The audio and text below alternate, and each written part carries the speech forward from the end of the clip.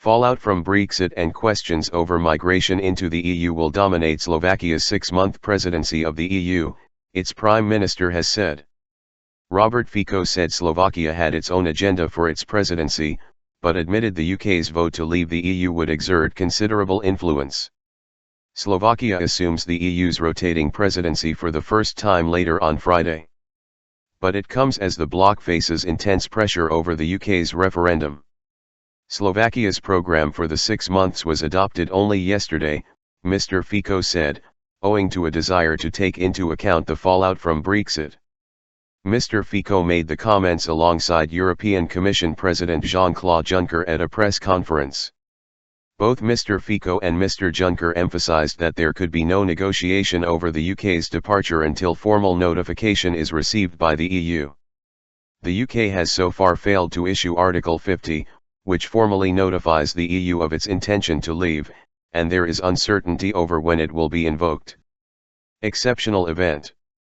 Mr. Fico said the remaining 27 member states were clear that we know what we want. He said, we know how to proceed and these principles were very clear at the meeting of the EU countries. These are turbulent times, we have to ensure next 6 months are a success for Slovakia. This is an exceptional event. Mr. Fico acknowledged that migration was a divisive issue among EU member states, but said Slovakia intended to create space for discussion of the problem. He has challenged the EU during the recent migrant crisis, and refused to be part of a quota plan for housing asylum seekers around member states. He also said the EU need to better communicate its own ambitions. Let me be clear, we don't want radical steps, but we can't simply say business as usual, he said. Above all, we need to concentrate on better communication, how we can sell the European project to our citizens.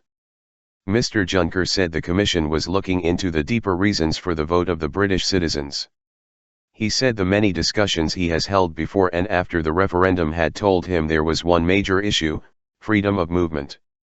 But he stressed that there would be no change to that principle and no access to the single market without it.